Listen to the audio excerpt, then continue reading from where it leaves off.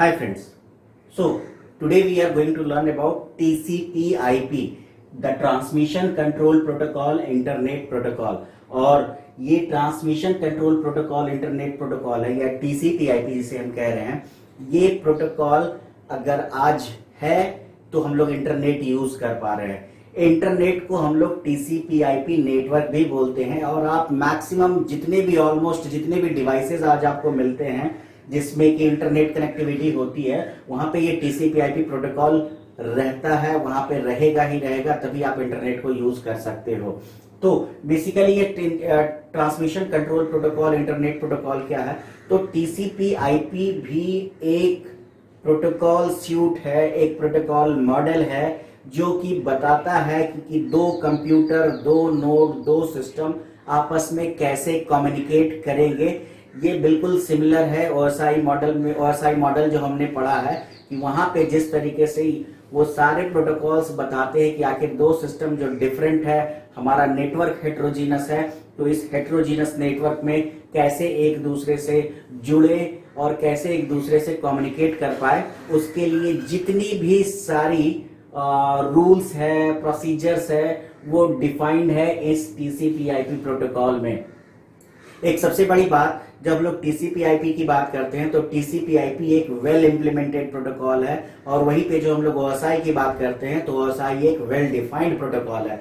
तो अब सवाल ये आता है कि हमने OSI पढ़ा, TCP/IP बाद में क्यों पढ़ रहे हैं? तो समझने के लिहाज से वहां पे लेयरिंग का जो स्ट्रक्चर किया गया है वो बहुत अलग अलग किया गया, ताकि हर लेयर को अलग अलग, हर एक टास्क को वेल डिफाइंड किया गया है कि नेटवर्क पे जो भी टास्क हो रहे हैं उसको वहां बेहतर तरीके से समझाने के लिए उस OSI मॉडल को डेवलप किया गया है। जबकि इस TCP/IP की बात करें तो TCP/IP जब से इंटरनेट है, और इंटरनेट से भी कई दशक पहले से ये TCP/IP चला आ रहा है, तो यहाँ पे इन्वेंशंस हो रहे हैं, इसमें जुड़ते जा रहे हैं और ये नेटवर्क लगातार चलता जा रहा है। तो जो हम लोग TCP/IP की बात करें तो TCP/IP भी एक लेयर्ड आर्किटेक्चर है, और यहाँ पे हमारे पास 4 लेयर होते हैं। The application layer, transport layer, internet layer, it is also known as network layer. This transport layer is also known as host to host layer and network access layer, or we call it link layer. So we have 4 layers in this TCP/IP.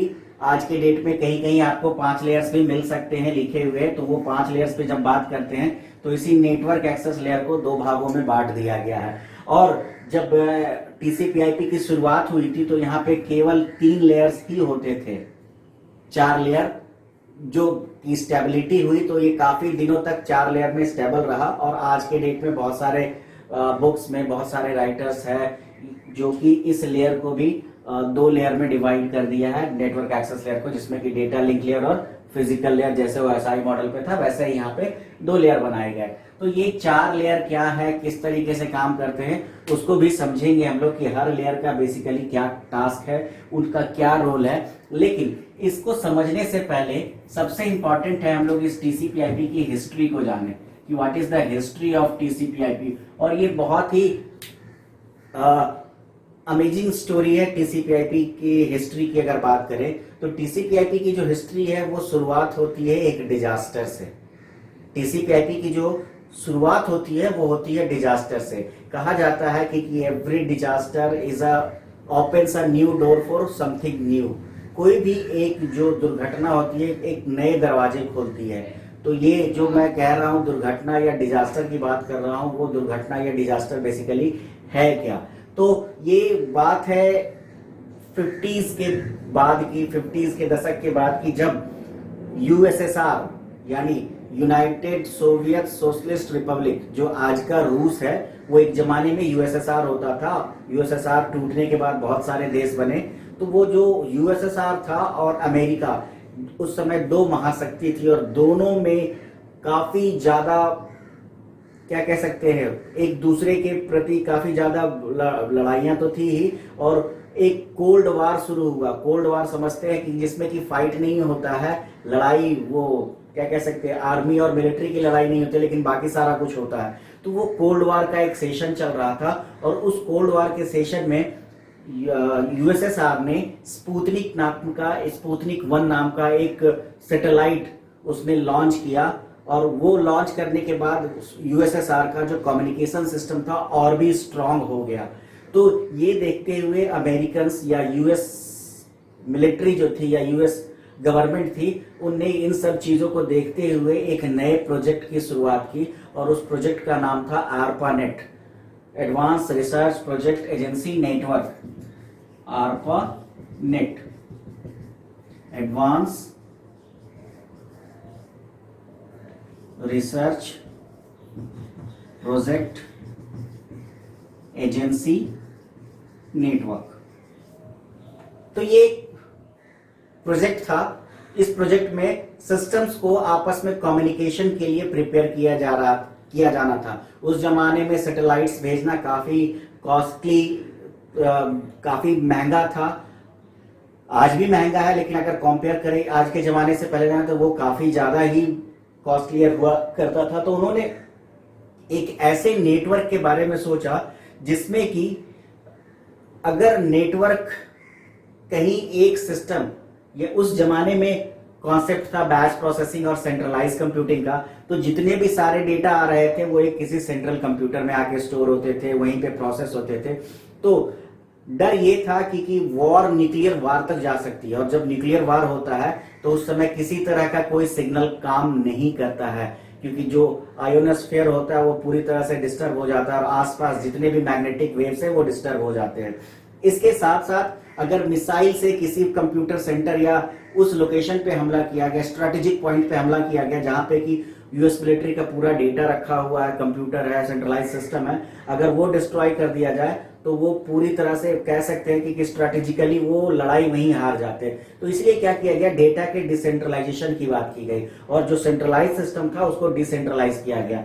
यानी हमारे पास अब 4-5 station है जो आपस में connected है। अगर इस पर्टिकुलर स्टेशन को मिसाइल से डिस्ट्रॉय कर दिया जाएगा, इसका मतलब फिर भी हमारे पास 3 ऐसे लोकेशन है जहां से हम स्ट्रेटेजिकली मजबूत हैं। तो लेकिन जब हम रियल टाइम डेटा ट्रांसमिशन की बात करते हैं तो वो पॉसिबल नहीं था। तो इसी के लिए एक नेटवर्क डिजाइन करने की बात की गई, और उसी नेटवर्क डिजाइन को जब स्टार्ट किया गया तो उसका नाम दिया गया था ARPANET। और यही ARPANET वो धीरे धीरे धीरे चल के आज हम लोग उसे इंटरनेट को यूज कर रहे हैं, जो इस ARPANET की देन है। तो ये ARPANET जो डिजास्टर से शुरू हुआ था, और आज दुनिया में जो कह सकते हैं डेवलपमेंट का एक नया जो स्वरूप आप देख रहे हो इंटरनेट, जिसमें काफी रोल है उसका, उसमें कहीं ना कहीं इस ARPANET का क्या कह सकते हैं, कहीं ना कहीं नहीं, सबसे ज्यादा इंपॉर्टेंट रोल किसने निभाया, तो इस ARPANET ने निभाया।